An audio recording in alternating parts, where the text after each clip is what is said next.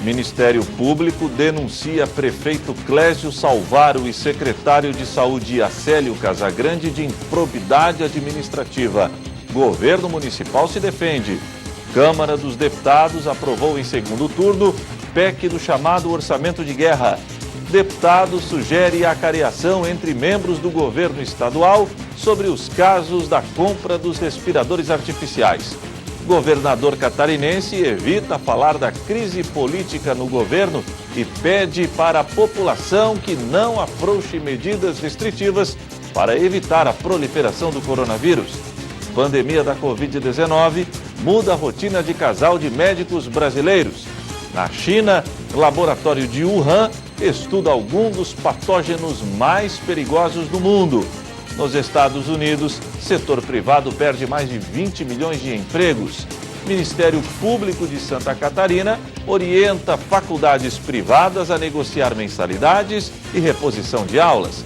E ainda, pandemia da Covid-19 também atinge paixão nacional. Futebol, que além de lazer ainda movimenta parte da economia do Brasil, não tem data para retornar. As principais notícias do dia você confere a partir de agora. No ar pela TV Primavera de Criciúma, Informe Região.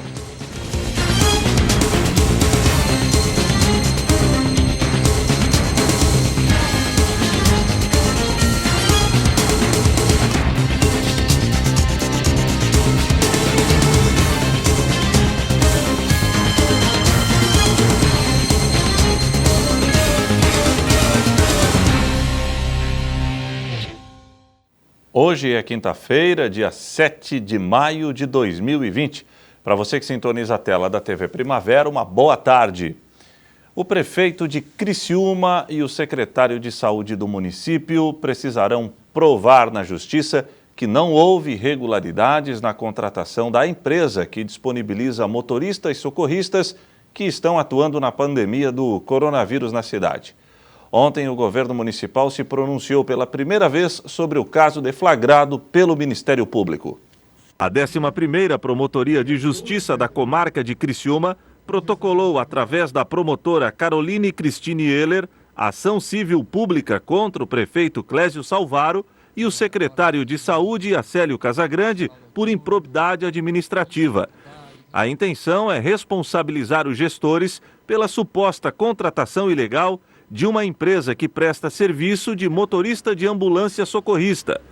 O contrato foi assinado com dispensa de licitação. Nesse momento, já fizemos a solicitação à Procuradoria do município para que verifique a possibilidade de liberar, então, como esse contrato foi suspenso, né, e nós não pagamos nem um centavo dele ainda, né, a Prefeitura não desembolsou nem um centavo, até porque nós já estamos fazendo também, através de uma comissão de sindicância, a verificação daquilo que foi o fator da denúncia. Qual foi o fator principal da denúncia? Que um servidor público é sócio da empresa que ganhou a licitação. Diante disso, foi suspenso o contrato, não foi feito nenhum pagamento, a sindicância está sendo feita. E, da mesma forma, nós estamos, então, providenciando a contratação através de uma solicitação à Procuradoria, de um novo chamamento público para que vê se conseguem outras empresas que consigam vir fazer esse mesmo atendimento terceirizado, ou até mesmo mandar para a Câmara a criação da função de condutor de ambulância que não existe. O secretário de Saúde, que assumiu a responsabilidade da ação, disse que o procedimento não foi ilegal e que espera que a situação seja esclarecida o mais rápido possível. Acélio Casagrande ainda disse que o processo movido pelo Ministério Público não vai alterar a linha de atuação do governo municipal em relação ao enfrentamento à pandemia. Nós vamos continuar firmes e fortes e com ações cada vez mais ampliadas. Acho que, quanto a isso, não muda em espécie, em momento algum, se pensou em mudar a forma de tratar o assunto. Acho que Criciúma está tratando isso de uma forma muito responsável e estão aí os indicadores hoje com 2 pacientes em UTI e 3 pacientes em clínica dentro do hospital. São 5 pacientes dentro do hospital e nós estamos acompanhando isso, né, e verificando as restrições que estão aí, as formas em que elas acontecem, determinadas pelo Estado. O secretário disse que a prioridade agora, com a suspensão do atual contrato, é buscar uma nova alternativa de contratar uma nova empresa para que os serviços que estão sendo realizados pelo centro de triagem não sejam suspensos. Nós vamos correr atrás, a doutora Ana pode me ajudar nisso, para tentar, novamente uma empresa que sejam outras empresas que se habilitem e buscar essas alternativas novamente, né, dentro de mais tempo, de mais possibilidades, só que é emergencial. Mas por que não contrata, então, o motorista? Não contrata o motorista porque não tem a função de motorista socorrista, né? Então, essa questão do fechamento, é claro que em nenhum momento se vai fazer, nem o prefeito vai permitir que se faça o fechamento. Vamos fechar agora. Não, primeiro vamos esgotar as possibilidades. Agora, colocar em risco o profissional médico num centro de triagem, colocar em risco o paciente por não ter ali um transporte que seja rápido e na hora para salvar a vida do cidadão, também não. Então, acho que tudo isso foi colocado aqui de uma forma muito clara e transparente daquilo que nós estamos passando de angústia nesse momento por não ter lá a ambulância que foi rompido ontem, o contrato a partir de ontem. Então, essa é a situação. Casagrande frisou que o cargo de motorista socorrista não existe no quadro da prefeitura, já que a capacitação exigida pela função é diferenciada dos motoristas de ambulância convencionais. Por isso, o governo entende melhor contratar o serviço de forma temporária, ao invés de criar esta função no funcionalismo público, já que após o término da pandemia, estas vagas preenchidas ficariam obsoletas. Exatamente, porque esse momento é a pandemia. Sim. E esse momento que se pensou na empresa, bom, você contrata por 6 meses no máximo, se precisar 2 meses, você usa 2 meses, se precisar 3 meses, 3 meses. Não precisou criar a função de socorrista, porque essa é uma função lá do SAMU estadual. Então, se pensou nisso. A Câmara dos Deputados aprovou em segundo turno a PEC do chamado Orçamento de Guerra. A proposta separa cerca de 700 bilhões de reais do orçamento da União de 2020 para ações de combate ao coronavírus. Uma das inovações do texto é a autorização para que o Banco Central compre títulos de empresas privadas no chamado mercado secundário. Foram 477 votos favoráveis e apenas 1 contrário. A proposta, que partiu da Câmara, sofreu alterações no Senado e retornou para análise dos deputados agora em segundo turno. Prevê a divisão de quase 700 bilhões de reais do orçamento da União em 2 partes, para facilitar a gestão durante a crise do coronavírus e não misturar os gastos direcionados ao enfrentamento da pandemia com as demais despesas do governo. Com a criação desse orçamento de guerra, o governo não precisará cumprir com a Lei de Responsabilidade Fiscal e com a chamada Regra de Ouro, que impõe limites para o uso de recursos públicos e prevê punições em caso de descumprimento. O objetivo é que esse novo mecanismo dure enquanto persistir o estado de calamidade pública, que vai até o dia 31 de dezembro. Por se tratar de uma proposta de emenda constitucional, era necessário um quórum especial de 308 votos para que a PEC fosse aprovada. Por unanimidade, todos os líderes encaminharam votos sim pela aprovação do texto principal. Porém, 2 mudanças foram feitas em relação à proposta aprovada pelo Senado. Como são supressões e não modificações de mérito, o texto não precisa voltar para análise dos senadores. Uma delas foi a retirada do trecho que obrigava empresas beneficiadas pela matéria a não demitirem. Outra inovação é a autorização para que o Banco Central compre títulos de empresas privadas no chamado mercado secundário. São títulos que já fazem parte de carteiras de fundos e corretoras, por exemplo. O objetivo é garantir liquidez ao mercado de capitais. E creio que agora, nesse segundo turno, é hora da gente centrar na agilidade da aprovação. O PSB vota sim, senhor presidente, numa matéria tão importante para o parlamento, para o Congresso e para o Brasil, nesse momento de combate à pandemia. O O texto também traz um processo simplificado para a contratação de pessoal temporário, de obras, serviços e compras relacionadas exclusivamente ao enfrentamento da situação de calamidade pública devido à pandemia do coronavírus. A aprovação da PEC 10, ela vai dar ao governo todos os instrumentos para que ele possa proteger a nossa população brasileira da questão fiscal, da compra dos títulos e também proteger a saúde, quem necessita de saúde. O PV encaminha o voto sim à PEC 10, à PEC do orçamento de guerra, para que o Brasil possa enfrentar da melhor forma possível, com os instrumentos orçamentários e constitucionais mais adequados, o desafio que ainda está começando. O governo vai orientar sim essa matéria, entendendo que é uma matéria extremamente importante para que o governo federal possa fazer ou continuar fazendo o excepcional trabalho que tem feito para preservar vidas e para salvar empregos no Brasil. O governo federal já anunciou mais de quase 300 ações interministeriais ou ministeriais singulares, comprometendo mais de R$1 trilhão para salvar vidas no Brasil, que é a nossa prioridade. A seguir, deputado sugere acareação entre membros do governo sobre os casos da compra dos respiradores artificiais.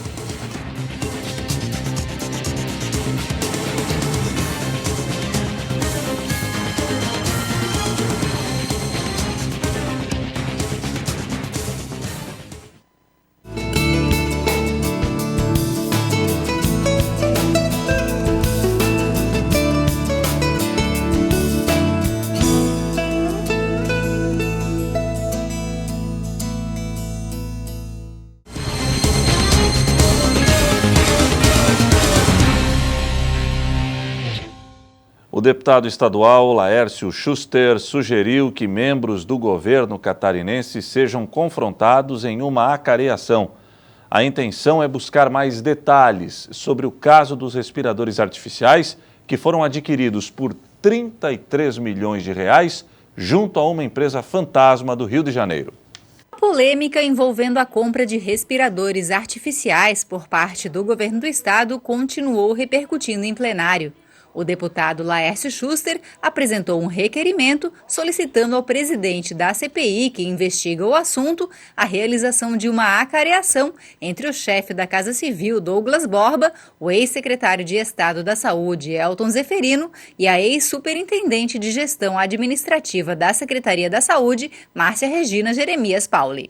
Quanto mais esses protagonistas vão para a imprensa tentar se explicar, mais nós temos confusão de entender o que eles querem dizer a todos os catarinenses. Por esse motivo, hoje, eu protocolei na CPI um pedido de acareação entre o secretário Douglas Borba, entre a ex-superintendente de Gestão Administrativa Márcia Regina e também do ex-secretário de Saúde Elton Zeferino, para que eles em conjunto possam dizer quem está mentindo e nós descobramos quem está dizendo a verdade. Durante a sessão, os deputados ainda aprovaram um requerimento do deputado João Amin, convocando o secretário de Estado da Educação, Natalino Odione, para prestar esclarecimentos na Assembleia Legislativa. Seguindo um decreto do governo estadual, as aulas nas redes pública e privada de ensino estão suspensas desde o dia 19 de março. E sem querer falar da polêmica, ontem o governador catarinense mais uma vez veio a público desferir e conversar, trazer informações sobre a pandemia da Covid-19 no estado. Acompanhe. Evitando falar da CPI e do pedido de impeachment, Carlos Moisés voltou a alertar a população sobre a possibilidade do aumento dos casos positivos de coronavírus no estado. O governador lembrou do período de inverno que se aproxima. Por ser uma das regiões mais frias do país, médicos temem uma crescente da chamada curva, o que poderia sobrecarregar o sistema hospitalar, que até o momento trabalha com 18% da sua capacidade. Nós temos uma frente fria A tendência é que nós teremos mais frio ainda no estado, geada no oeste e no Planalto, e a gente precisa redobrar os cuidados frente à pandemia, também evitarmos aglomerações, utilizarmos máscaras, mantermos a distância segura entre as pessoas e fazermos a lição de casa para que a gente não tenha, em função da alteração climática, um acréscimo significativo do número de casos de Covid-19, inviabilizando o nosso sistema de resposta à saúde das pessoas. E para Santa Catarina, nós temos 59 óbitos em 33 municípios. Temos em Santa Catarina 2.917 casos confirmados, distribuídos aí em 154 municípios do nosso estado. Nossa taxa de letalidade é 2,02%, então é uma taxa de letalidade mais baixa que a do Brasil, que é de 6,6%. A pandemia do novo coronavírus mudou a rotina do casal de médicos Jaques e Fabiane. Eles estão na linha de frente da luta contra a Covid-19 e, além de perder noites de sono, já não podem mais beijar os filhos quando chegam em casa. Meu nome é Jaques Steinbock, eu sou médico intensivista, sou supervisor da UTI do Hospital Emílio Ribas, onde trabalho há 28 anos. Jaques está trabalhando sem folga desde meados de março. No mês passado, a UTI do Emílio Ribas atingiu 100% da ocupação, os 11 leitos ocupados por pacientes com Covid-19. O serviço lamenta uma morte por dia em média. Experiente em outras epidemias, o médico diz que o novo coronavírus traz ainda mais desafios para os profissionais da saúde. Se toco o meu telefone, eu já tenho uma preocupação sabendo, será que alguém ficou doente? Entendeu? Será que tem mais algum médico que vai ser afastado? Entendeu? E se ele foi afastado, será que ele vai estar grave? Será que está bem? Será que não está? É uma preocupação que eu não tinha antes, entendeu? Em outras epidemias, né? A gente tinha uma equipe sólida que estava lá e eu não tinha esse tipo de surpresas, né? Em casa, Jaques compartilha as angústias com a esposa Fabiane, também médica no mesmo hospital. A pandemia mudou a rotina deles, não apenas no trabalho. Mudou as nossas relações, porque ambos estão na linha de frente e a gente sempre tem essa angústia, essa preocupação do que acontece quando a gente chega em casa. O que a gente pode estar trazendo para casa. Então tem essa preocupação que não existia antes, tem a preocupação relacionada às crianças. Fabiane e Jaques já não beijam mais os filhos quando chegam em casa e têm um plano caso alguém seja infectado. Um segundo apartamento do casal vai servir de isolamento para não colocar os outros membros da família em risco. Os médicos se conheceram em 1997, durante uma epidemia de sarampo. Agora, ambos estão na linha de frente na batalha contra a pandemia do novo coronavírus em São Paulo, a megalópole mais afetada do Brasil. A cidade contabiliza mais de 2.800 mortos e 7.900 infectados. Apontado pelo governo dos Estados Unidos como local de origem do novo coronavírus, o Instituto de Virologia chinês de Wuhan estuda alguns dos patógenos mais perigosos do mundo. O Instituto de Virologia chinês em Wuhan é apontado pelos Estados Unidos como local de origem do novo coronavírus. Pequim diz que a acusação é descabida e explica que o centro de pesquisas tem a maior coleção de cepas de vírus da Ásia, com cerca de 1.500 tipos diferentes.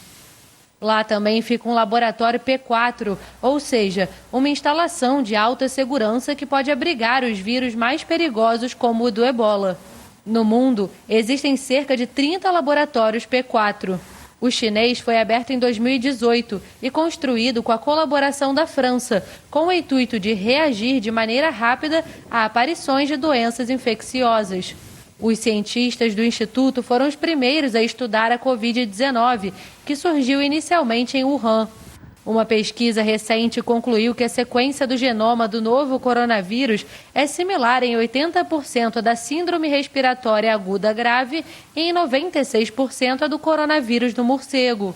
Apesar da sofisticação do Instituto, uma matéria do Washington Post afirmou que a embaixada americana em Pequim alertou Washington sobre falhas nas medidas de segurança do laboratório chinês. Até agora, as investigações dizem que nada prova a hipótese de fuga do vírus. A teoria mais aceita é de que o vírus foi transmitido ao homem a partir de um animal. Os cientistas chineses sustentam que isso pode ter ocorrido em um mercado em Wuhan, que vendia animais selvagens. Situação que também não é comprovada. O setor privado dos Estados Unidos perdeu nas primeiras semanas de abril mais de 20 milhões de empregos por causa da crise desencadeada pela pandemia do novo coronavírus. Uma pesquisa mensal da empresa de serviços empresariais ADP, publicada nesta quarta-feira, mostrou o impacto da Covid-19 no setor privado americano. Nas 2 primeiras semanas de abril, os Estados Unidos perderam mais de 20 milhões de empregos. A pesquisa mostra que foram eliminados mais de 16 milhões de postos de trabalho no setor de serviços, metade dele nas áreas de entretenimento e hospitalidade. Os dados refletem apenas os resultados até 12 de abril, o que significa que o relatório não reflete o impacto total da Covid-19 na situação geral do emprego. Os analistas esperavam a perda de 21 milhões e 500 mil postos de trabalho em abril. Ainda nesta quarta-feira, a General Motors anunciou uma queda de 86% no lucro no primeiro trimestre devido ao coronavírus. A montadora informou também que vai reabrir a maioria das fábricas nos Estados Unidos e Canadá em 18 de maio. A empresa explicou que a queda no lucro significa uma perda de 294 milhões de dólares, consequência da redução nas vendas de veículos, especialmente na China, onde a Covid-19 impactou grande parte do período. Analistas projetam uma queda maior das vendas nos Estados Unidos no segundo trimestre. A seguir, pandemia da Covid-19 também atinge grande paixão nacional. Futebol, que além de lazer, movimenta boa parte da economia do país, ainda não tem data para retornar.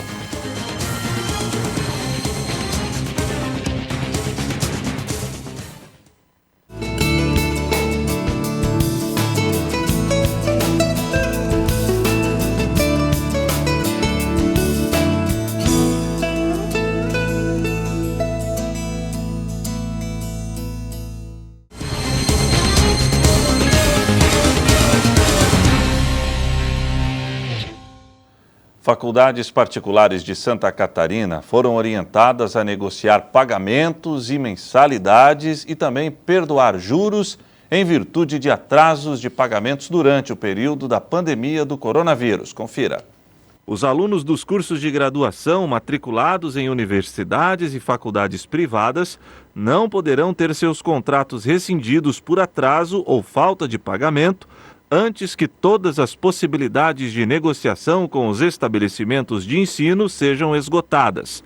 Além disso, enquanto perdurarem as medidas de emergência contra a pandemia de Covid-19, as instituições privadas não devem cobrar juros ou outros encargos por atraso de pagamento. Essas são algumas das providências recomendadas às instituições privadas de ensino superior pela 29ª Promotoria de Justiça da Capital, que apura possíveis quebras de equilíbrio contratual nos cursos particulares de graduação. A recomendação foi entregue na tarde de quarta-feira, em reunião na sede da Procuradoria-Geral de Justiça, às associações que representam as instituições de ensino superior que operam em Santa Catarina, a AMPESC e a ACAF. O inquérito civil foi instaurado a partir de informações e notícias de conhecimento público pela 29ª PJ da capital para apurar o que os estabelecimentos de ensino da rede privada de educação estão fazendo para adequar os valores das mensalidades aos impactos sobre os custos de manutenção decorrentes das medidas de emergência contra o coronavírus, determinadas por decretos estaduais e municipais que suspenderam as atividades presenciais. A ACAF e a AMPESC devem encaminhar a recomendação aos seus associados, que terão até o dia 15 de maio para adotar as providências recomendadas pelo Ministério Público de Santa Catarina. A pandemia da Covid-19 também atinge a grande paixão nacional. O futebol, que além de lazer movimenta boa parte da economia do país, ainda não tem data para retornar.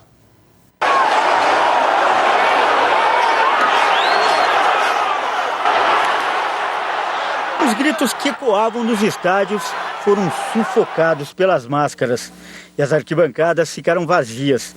Já faz 2 meses que a bola parou de rolar no país. E estádios tradicionais, como o Pacaembu em São Paulo, viraram um hospital de campanha. O coronavírus também afetou uma das maiores paixões nacionais, o futebol. Por causa da pandemia da Covid-19, todos os campeonatos foram paralisados. Estou vendo aqui você no celular, na camisa e até na máscara o Flamengo. Você está sentindo falta de futebol? Porra, muito, hein, mano? Dentro de casa sem ter futebol é ruim demais. Se você perguntar aí para 100 pessoas, 99 gostam de futebol. A gente é acostumado a assistir jogo de quarta, quinta, sábado e domingo e segunda-feira. Tá sendo difícil, né? Segurar um pouco aí assistindo alguns futebol que tem repetido na televisão. É difícil? É difícil, mas a gente tem que suportar. Faz falta ver o timão aí em Itaquera.